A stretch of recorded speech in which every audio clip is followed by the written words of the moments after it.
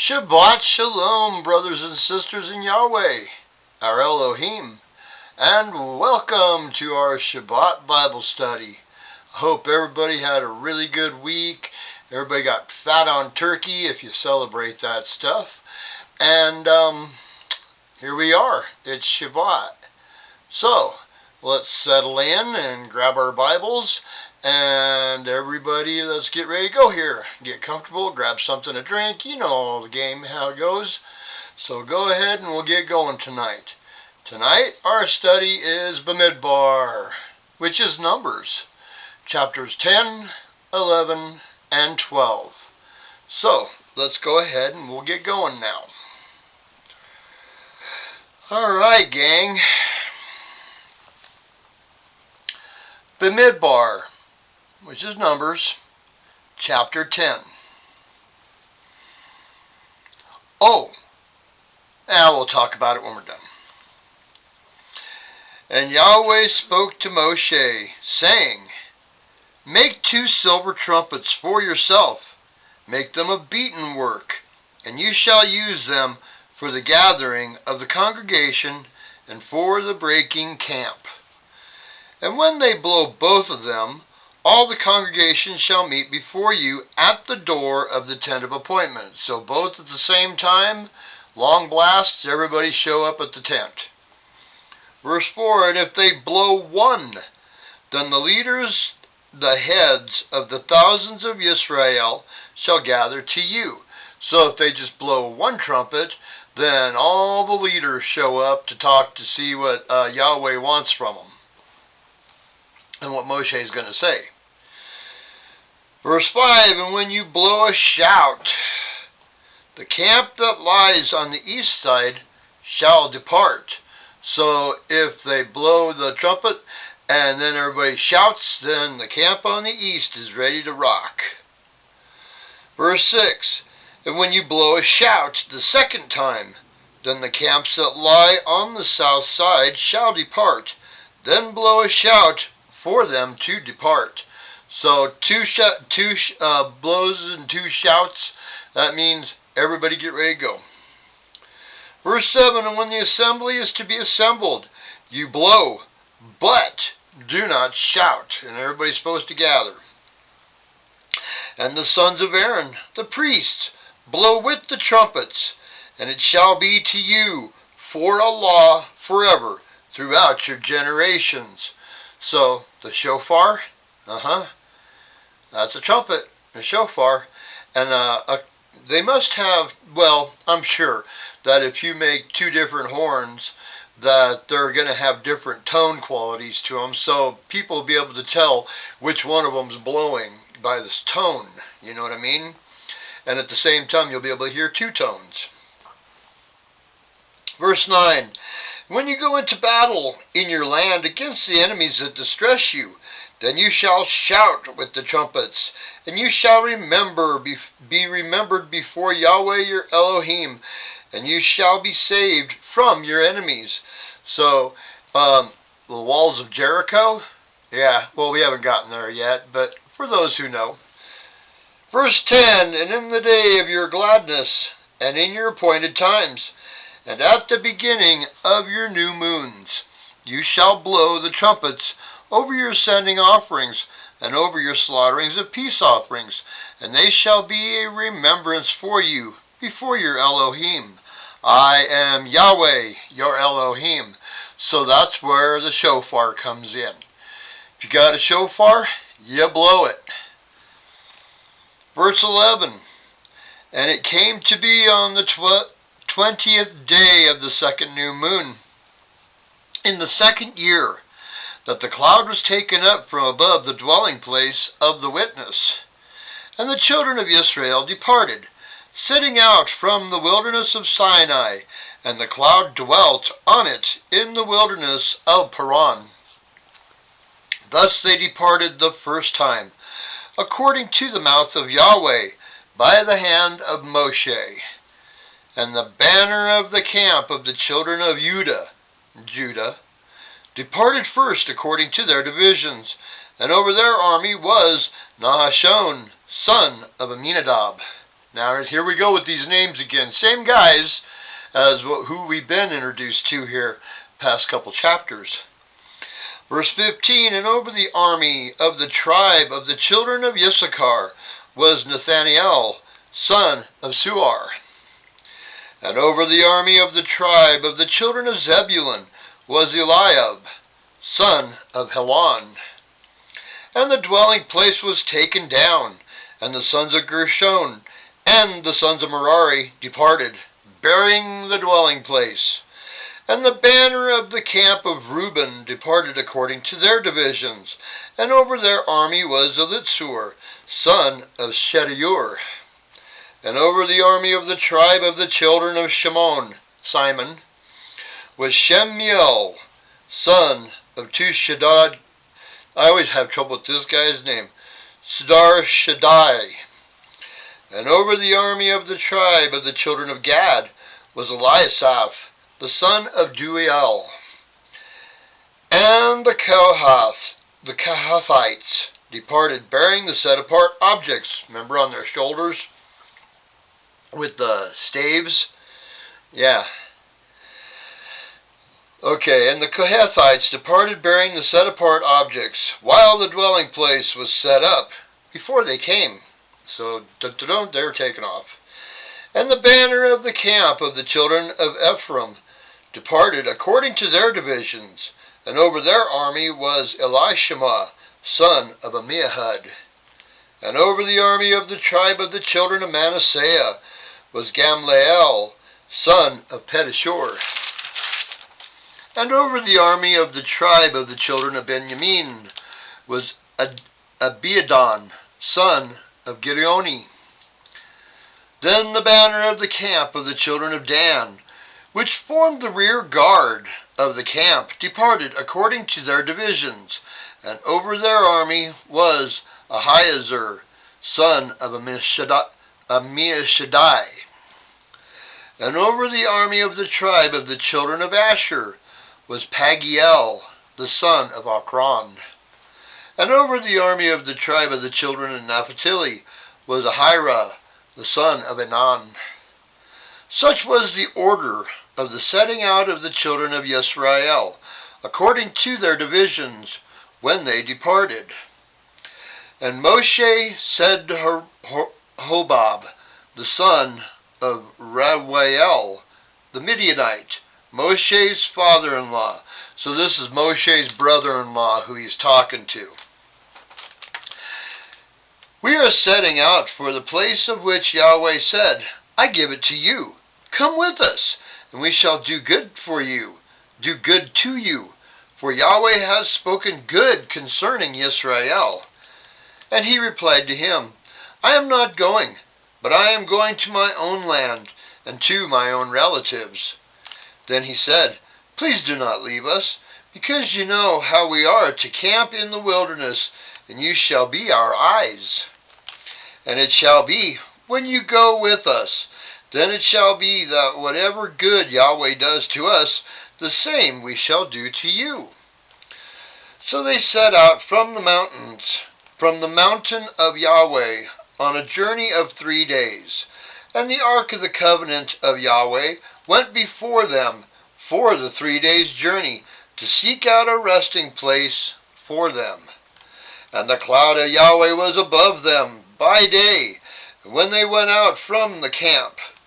And it came to be, whenever the ark set out, that Moshe said, Rise up, O Yahweh, and let your enemies be scattered, and let those who hate you flee before you. And when it rested, he said, Return, O Yahweh, to the countless thousands of Israel. And that's the end of chapter 10. Chapter 11, we're going to learn that it's not good to complain. Yeah, okay, here we go. And it came to be, when the people were as complainers, it was evil in the ears of Yahweh, and Yahweh heard it, and his displeasure burned, and the fire of Yahweh burned among them, and consumed those in the outskirts of the camp. Dad's chapped, and he's taking them out because they're complaining. Verse 2, and the people cried out to Moshe, and Moshe prayed to Yahweh, and the fire died down. Then he called the name of the place Teberah, because of the fire of Yahweh had burned among them. And the mixed multitude who were in the midst lusted greatly. So the children of Israel also wept again, and said, Who is giving us meat to eat? We remember the fish which we ate without cost in Mizraim, the cucumbers and the melons and the leeks and the onions and the garlic. But now our being is dried up. There is naught to look at but this manna. They're complaining again about the manna. How could you complain about manna? That's the food of the angels. Verse 7, now the manna was like coriander seed, and its appearance like the appearance of bdellium. The people went about and gathered it, ground it on millstones, or beat it in the mortar, and cooked it in a pot, and made cakes of it, and its taste was as the taste of cakes baked with oil. And when the dew fell on the camp at night, the manna fell on it. And Moshe heard the people weeping throughout their clans, each man at the door of his tent. And the displeasure of Yahweh burned exceedingly, and in the eyes of Moshe it was evil. So Moshe said to Yahweh, Why have you done evil to your servant? And why have I not found favor in your eyes to put the burden of all of these people on me? So Yahweh's like, why are you doing this to me? I'm really not for doing all, I can't take care of all this. Verse 12, was it I who conceived all these people? Was it I who brought them forth, that you should say to me, Carry them in your bosom, as the foster father carries a nursing child to the land which you swore to their fathers? Where am I to get meat to give to all these people? For they weep before me, saying, Give us meat to eat. I am unable to bear all these people alone, because the burden is too heavy for me. And if you are doing this to me, kill me. Please, kill me. If I have found favor in your eyes, let me not see my evil. So he's just to the point where he's like, please, just kill me. I can't do this anymore. I can't deal with all these whiny kids.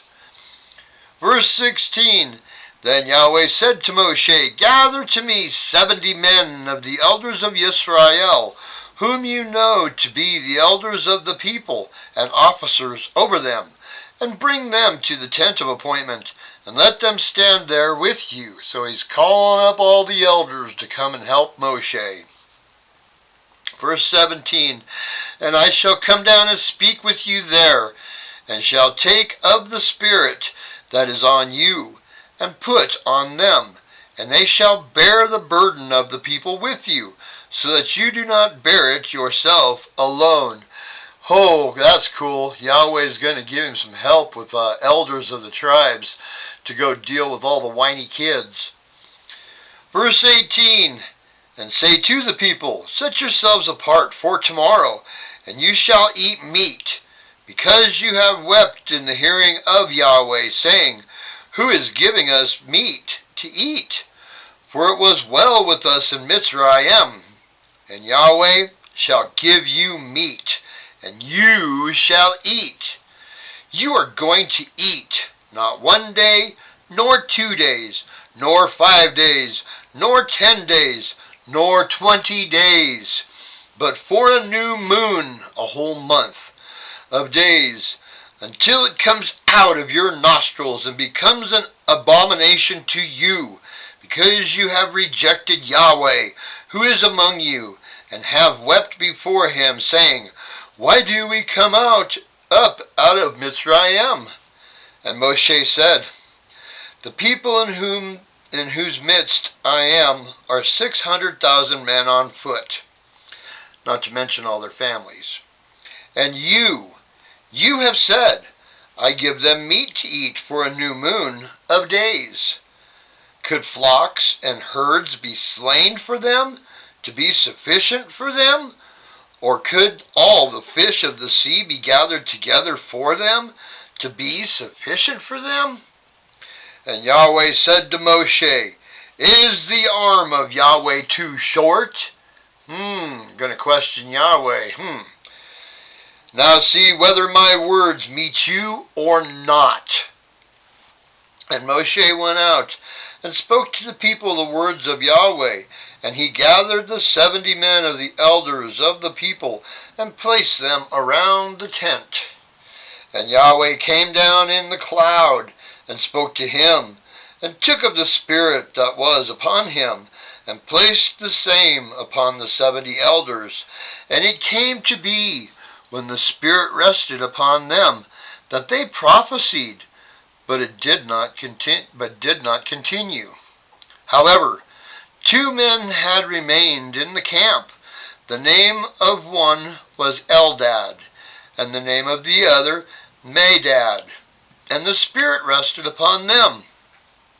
Now they were among those listed, but did not go out to the tent, and they prophesied in the camp. And a young man ran and informed Moshe and said, Eldad and Medad are prophesying in the camp. And Yehoshua, son of Nun, Joshua, Moshe's assistant from his youth, answered and said, Moshe, my master, forbid them. Then Moshe said to him, Are you jealous for my sake? Oh, that all the people of Yahweh were prophets, that Yahweh would put his Spirit upon them? And Moshe returned to the camp, both he and the elders of Israel. Yeah, he's telling Joshua, just chill, man. If they want a prophecy out there and speak Yahweh's words, let them do it. 31. And a wind went forth from Yahweh, and it brought quail from the sea, and let them fall beside the camp, about a day's journey on this side, and about a day's journey on the other side, all around the camp, and about 2 cubits above the surface of the ground. Okay, remember how much a cubit was? 18 inches. So basically 3 foot deep in quail, a mile on each side of the camp. They're 3 feet deep in quail. Yeah, it's going to come out of their nostrils, huh? Verse 32, And the people were up all that day, and all that night, and all the next day, and gathered the quail. He who had least gathered 10 homers, and they spread them out for themselves all around the camp. Okay, how much is a homer? A homer is about 58 gallons, okay? So you'd probably be able to fit like a 55-gallon drum full of quail. And that was the guy who had the least, a 55-gallon drum full of quail. That's a few quail. Verse 33, the meat was still between their teeth before it was chewed. And the wrath of Yahweh burned against the people. And Yahweh struck the people with an exceeding great plague. Then he called the name of that place Quibroth Hatavah, because there they buried the people who had lusted. Ooh, he is smoking them. Anybody that's complaining, he is just smoking them. He smoked all the ones that were lusting greatly back in verse 4. And then here in verse 34, he smoked some more because they're whining. Dad's chapped. Verse 35. From Kibroth Hatavah, the people set out for Hazeroth, and they were at Hazeroth. Okay, that's the end of 11. Whew. That was a rough one, huh? Chapter 12. Now Miriam and Aaron spoke against Moshe because of the Cushite woman whom he had taken, for he had taken a Cushite woman. Okay, so why are they talking trash about Moshe's wife? It seems like she is a believer. It's even if she is a Cushite, okay, so maybe she is one that sojourns amongst the children of Israel. We know that she's a believer because after they had gotten married and had Moshe's first son, they were on their way back to Mitzrayim, and Moshe kind of forgot to circumcise his son, and she stopped along the trail and took a sharp rock and circumcised their son and threw his foreskin at Moshe's feet. So we know that she is following Torah. So Miriam and Aaron are giving him a hard time about his wife. Verse 2, and they said, has Yahweh spoke only through Moshe? Has he not also spoken through us? And Yahweh heard it. And the man Moshe was very humble, more than all men who were on the face of the earth. And suddenly Yahweh said to Moshe and Aaron and Miriam, all three of them, you three come out to the tent of appointment. So the three came out. And Yahweh came down in the column of cloud and stood in the door of the tent and called Aaron and Miriam, and they both went forward. Ooh. And he said, hear now my words. If your prophet is of Yahweh, I make myself known to him in a vision, and I speak to him in a dream. Not so with my servant Moshe. He is trustworthy in all my house. I speak with him mouth to mouth, and plainly, and not in riddles. And he sees the form of Yahweh. So why were you not afraid to speak against my servant Moshe? And the displeasure of Yahweh burned against them, and he left.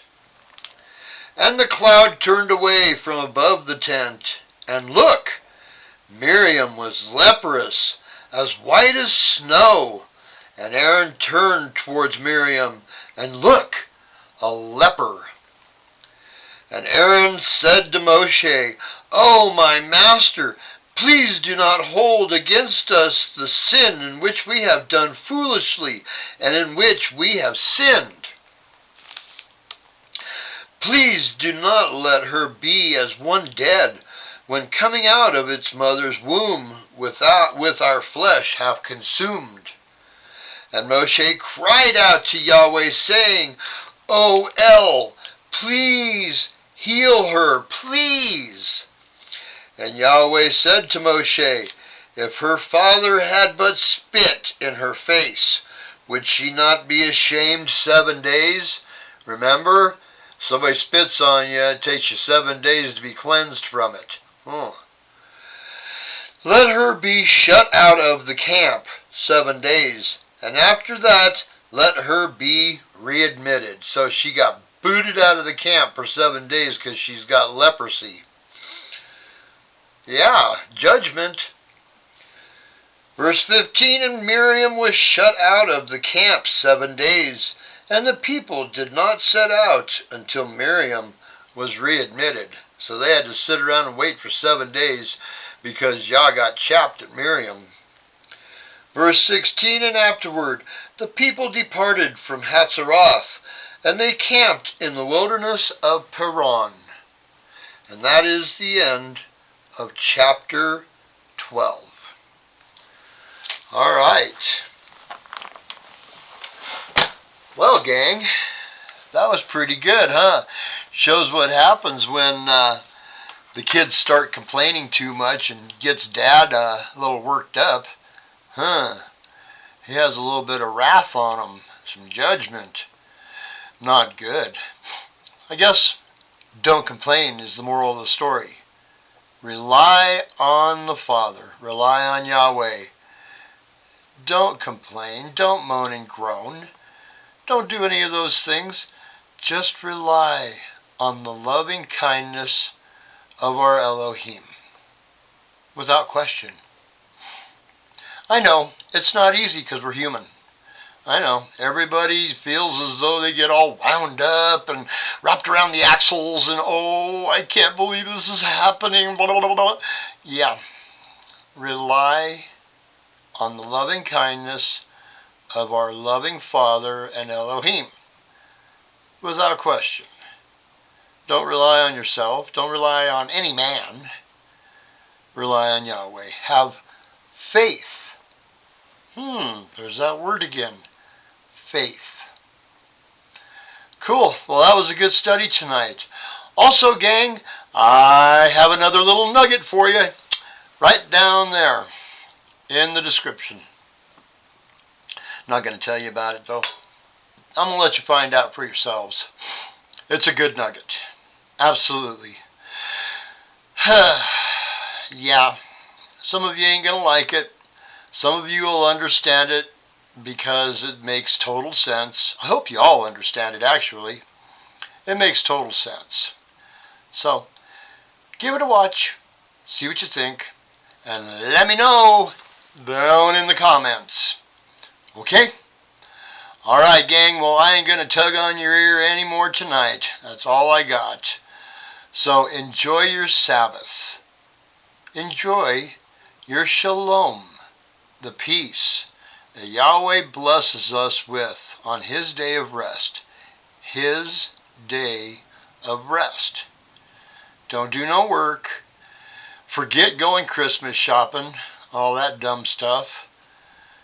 Just relax. Study the Word. Read it with your children. Your children need it so badly. This generation is so lacking in the belief, in faith of our Elohim. Help them out. Help them to learn. Have them sit and read with you. Show them. Be their guide. Be their teacher. Okay? All right, gang. Until Monday then, and we'll do our next study in Yasher. That Yasher is getting pretty good. That is some crazy stuff going on in Yasher. So if you want to, swing by and check out our study on Monday in Yasher. Alright? Alright, gang. That's all I got. Y'all have a great Sabbath, and we will see you on Monday. Shalom.